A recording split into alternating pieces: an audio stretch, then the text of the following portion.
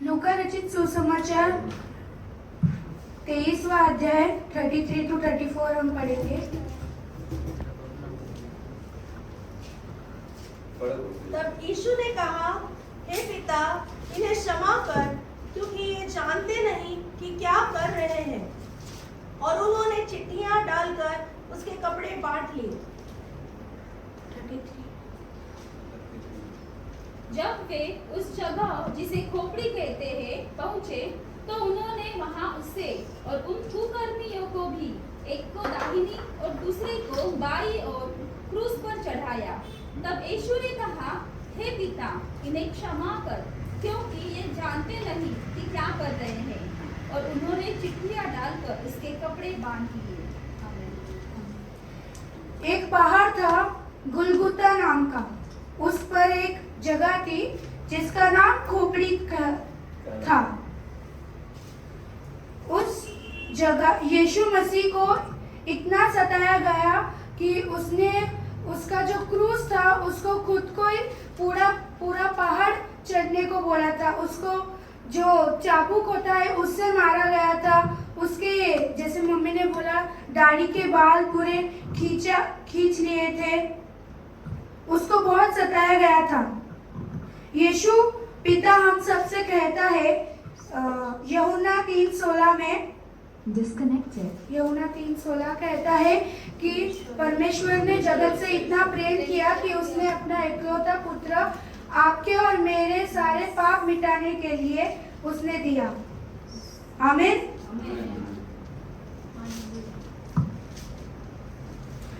यीशु के लिए चाहे वो गरीब हो या अमीर, छोटा हो या बड़ा, सब एक समान है। फिर से अपन अपने वचन के पास आते हैं। जब वो उस जगह पहुंचा, तभी उधर कुकर्मी और 2 कुकर्मियों को देखा। कुकर्मी मतलब चोर, लुटेरू, व्यभिचार करने वाले लोग। अब आप सोचते होंगे कि उन दोनों को क्रूस पे क्यों लटकाया गया।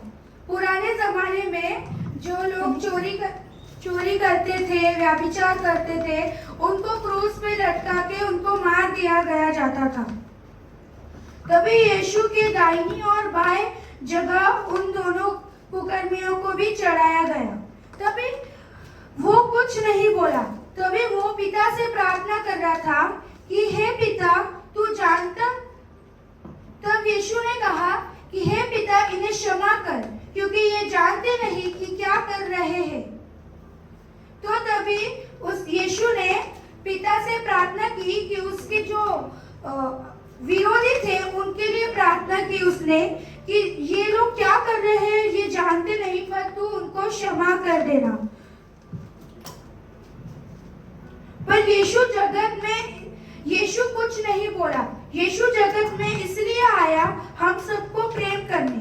यीशु बहुत नम्र व्यक्ति था, इसलिए यीशु ने पिता से प्रार्थना करी कि इन्हें क्षमा करें। उसको बहुत मारा पीटा गया था। उसके सारे कपड़े निकाल लिए गए थे और उसको बहुत सताया गया था। तभी यीशु उसके विरोधियों के लिए प्रार्थना कर रहा था।